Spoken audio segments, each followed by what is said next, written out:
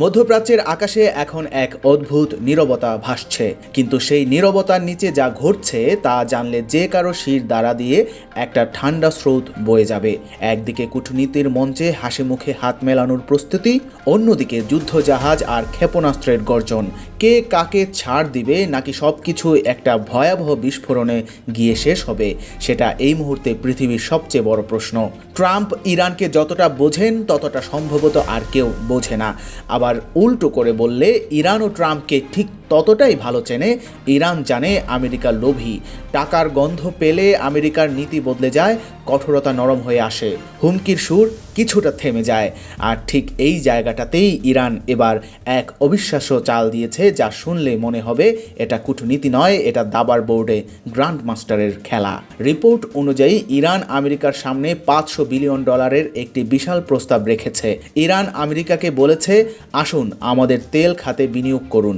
ইরানের রিফাইনারি আর গ্যাস ফিল্ডে আমেরিকান কোম্পানিগুলো সরাসরি এসে কাজ করুক, মাইনিং সেক্টরে বিনিয়োগ করুন।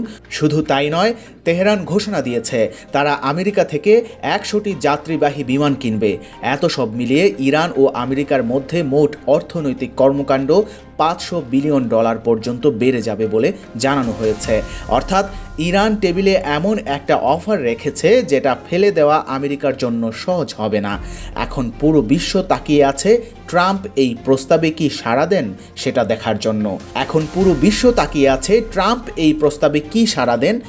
দেখার জন্য। কিন্তু ঠিক এই মুহূর্তে অন্য দিক থেকে একটা ভয়ঙ্কর মোড় এসেছে, যেটা পুরো হিসাবটাকে জটিল করে দিয়েছে।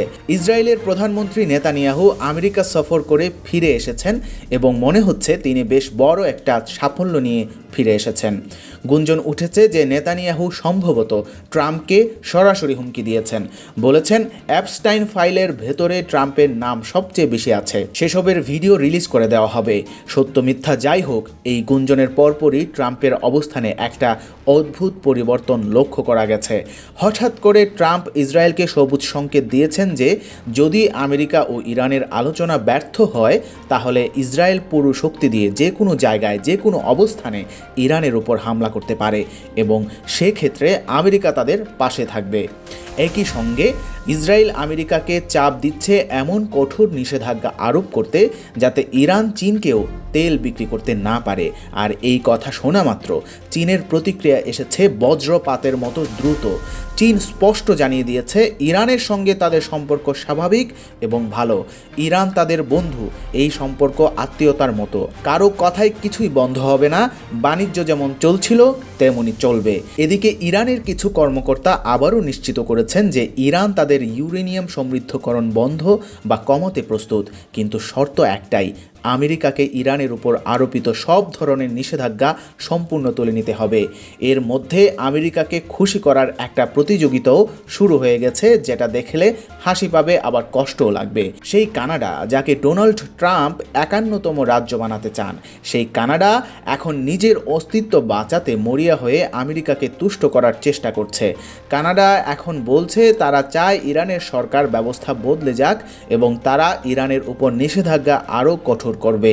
নিজেদের রক্ষা করতে গিয়ে অন্যের বিরুদ্ধে দাঁড়ানোর এই দৃশ্যটা বেশ পরিষ্কার। এখন পর্যন্ত আমেরিকা ইরানের উপর সরাসরি হামলা করতে পারছে না, কিন্তু একের পর এক সৈন্য ও অস্ত্র পাঠিয়ে যাচ্ছে মধ্যপ্রাচ্যে। প্রতিদিন ঘন্টায় ঘন্টায় আপডেট আসছে নতুন জাহাজ পাঠানোর, নতুন সেনা মোতায়েনের। এটা এখন বোকার কাছেও পরিষ্কার হয়ে গেছে যে ইরানের ভেতরে এমন কিছু আছে যার কারণে আমেরিকা সরাসরি ঝাঁপিয়ে পড়তে পারছে না। আর এই শক্তির একটি ভয়ঙ্কর প্রমাণ ইরান নিজেই দিয়েছে। ইরান জর্ডানের ভেতরে অবস্থিত আমেরিকার একটি সামরিক ঘাঁটির 3D VFX ভিডিও প্রকাশ করেছে। প্রায় 1 মিনিটের সেই ভিডিওতে ইরান স্পষ্ট দেখিয়ে দিয়েছে এই ঘাঁটি কোথা থেকে কোথা পর্যন্ত বিস্তৃত, সেখানে কি কি মোতায়েন রয়েছে, কি ধরনের ফাইটার জেট রাখা আছে। এটা ছিল আমেরিকার প্রতি ইরানের সরাসরি বার্তা, জর্ডানে তোমাদের ঘাঁটির প্রতিটি ইঞ্চি আমাদের নখদর্পণে। এই পরিস্থিতিতে যেসব আরব দেশ আগে প্রকাশ্যে আমেরিকার সঙ্গে ছিল, তারা এখন কিছুটা দ্বিধায় পড়েছে, কারণ তারা ইরানের শক্তি বুঝে গেছে এবং এখন ইরানের সঙ্গেও তুলনামূলক ভালো আচরণ করছে। ইরানের পার্লামেন্টের একটি বড় প্রতিনিধি দল অর্থাৎ ইরান সরকারের শীর্ষ কর্মকর্তারা সৌদি আরবে গেছেন এবং সৌদি সরকারের কর্মকর্তাদের সঙ্গে বৈঠক করেছেন। গত 15 দিন ধরে ধারাবাহিকভাবে ইরান আশেপাশের দেশগুলোতে তৎপরতা চালিয়ে যাচ্ছে। সংযুক্ত আরব আমিরাত, কাতার, সৌদি আরব সবখানে ইরান প্রতিনিধি দল পাঠিয়ে একদিকে বন্ধুত্বের কথা বলছে, আবার অন্যদিকে কৌশলে সতর্কও করেছে।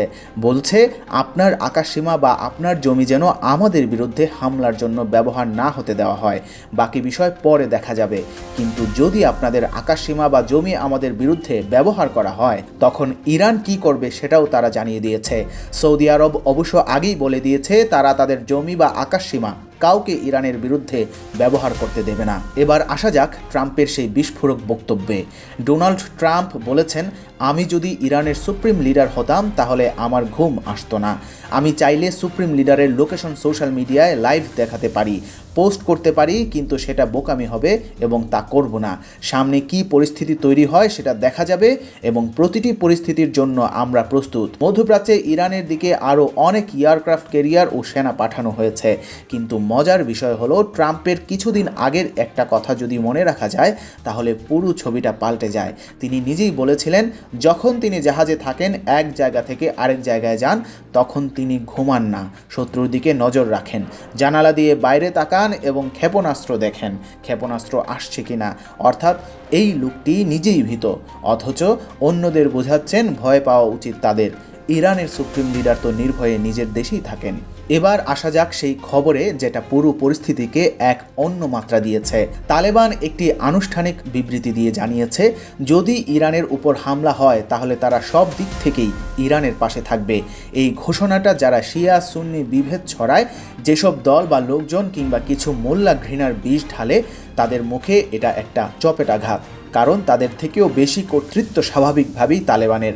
কাল পর্যন্ত তালেবান সব দিক থেকে ইরানের বিরুদ্ধে ছিল, কিন্তু আজ তালেবান দেখছে আমেরিকার সঙ্গে টক্কর দেওয়ার মতো যদি তাদের মতো কেউ থাকে তাহলে সেটা ইরান। তাই তালেবান ইরানের পাশে দাঁড়িয়েছে, আর গলির মোল্লারা শিয়া সম্প্রদায়কে গালাগালি করতেই থাকবে, কারণ বিভেদ ছড়ানোই তাদের কাজ। তাই গবেষণা করা দরকার, চিন্তা করা দরকার এবং অন্তত লা ইলাহা ইল্লাল্লাহু মুহাম্মাদুর রাসূলুল্লাহ আলাইহি ওয়াসাল্লামের উপর এক হওয়া দরকার। এদিকে খবর এসেছে রাশিয়ার একাধিক কার্গো জাহাজ ইরানে নেমেছে। এর আগেও টানা 2 দিন একদিন বিরতি দিয়ে রাশিয়া ও চীনের কার্গো জাহাজ অস্ত্র নিয়ে ইরানে পৌঁছেছে। অর্থাৎ ইরান একা নয়, তার পেছনে 2 পরাশক্তি দাঁড়িয়ে আছে। আলোচনা চলছিল আমেরিকা ও ইরানের মধ্যে, কিন্তু মাঝখানে ইসরায়েল ঢুকে পড়েছে এবং নেতানিয়াহু নিজের দাবিগুলো স্পষ্ট করে তুলে ধরেছেন। তিনি বলেছেন ইরানকে তাদের ইউরেনিয়াম কর্মসূচি বন্ধ করতে হবে, এনরিচমেন্ট শেষ করতে হবে, ক্ষেপণাস্ত্র তৈরি বন্ধ করতে হবে, নিজেদের শক্তি কমাতে হবে এবং যেসব প্রক্সি গ্রুপের সঙ্গে তাদের সম্পর্ক আছে সেগুলোর সঙ্গে সম্পর্ক ছিন্ন করতে হবে। অন্যদিকে ইরানের পররাষ্ট্রমন্ত্রী সুইজারল্যান্ডের উদ্দেশ্যে উড়াল দিয়েছেন, সম্ভবত ইতোমধ্যে পৌঁছেও গেছেন। আমেরিকার সঙ্গে 2য় দফার আলোচনা সেখানে হওয়ার কথা এবং এই মধ্যস্থতা করছে ওমান। এরই মধ্যে আমেরিকা একটি ট্যাঙ্কার জব্দ করেছে। বলা হয়েছে ট্যাঙ্কারটি ইরানে ছিল এবং এর ভেতরে ভেনেজুয়েলার তেল ছিল যা চীন ও রাশিয়ায় যাচ্ছিল। ট্যাঙ্কারটিতে পানামার পতাকা ছিল। ইরান সত্যি বড় বিপজ্জনক এক খেলা খেলছে। অপরদিকে ইরান সেনাবাহিনীর চিফ অফ স্টাফ আবারও কঠোর বার্তা দিয়েছেন। ট্রাম্প যতই হুমকি দেন ইরানের সেনাবাহিনী ততটাই পাল্টা হুমকি দেয় এবং তাতে প্রতিপক্ষের গলা শুকিয়ে যায়। ইরান সেনাবাহিনীর চিফ অফ স্টাফ বলেছেন একটু শান্তভাবে চলুন, যদি যুদ্ধ হয় তাহলে এবার ডোনাল্ড ট্রাম্পের জন্য এটা হবে বড় শিক্ষা। তাদের বাহিনী সব পরিস্থিতির জন্য প্রস্তুত এবং পুরোপুরি জবাব দেওয়ার জন্য তৈরি। আমেরিকা যদি সামান্য ভুলও করে তাহলে ধ্বংস শুরু হয়ে যাবে। ইরানের সুপ্রিম লিডার এবং শিয়া সম্প্রদায়ের শক্তি এক অর্থে আমেরিকাও মেনে নিয়েছে, কারণ আমেরিকার পররাষ্ট্রমন্ত্রী কথায় কথায় বলে ফেলেছেন তারা প্রথমবার এমন শিয়া মোল্লাদের সঙ্গে চুক্তি করেছেন যারা নিজেদের ধর্ম ও দ্বীনের ব্যাপারে খুবই কঠোর। তারা জানেন না আদৌ কোনো চুক্তি হবে কিনা এবং বিষয়টি অত্যন্ত কঠিন। ইরানের উপপররাষ্ট্রমন্ত্রী বলেছেন তারা আমেরিকার সঙ্গে পারমাণবিক বিষয় নিয়েও আলোচনা করতে প্রস্তুত। এখন বলটা ডোনাল্ড ট্রাম্পের কোর্টে, আমেরিকার কোর্টে। তারা যদি চুক্তি করতে চায় তাহলে চুক্তি হবে, না চাইলে হবে না। ইরান সব ধরনের আলোচনার জন্য প্রস্তুত এবং একই সঙ্গে সব পরিস্থিতির জন্য প্রস্তুত। মধ্যপ্রাচ্যের এই দাবার বোর্ডে পরবর্তী চাল কার, সেটাই এখন বিশ্বের সবচেয়ে বড় সাসপেন্স।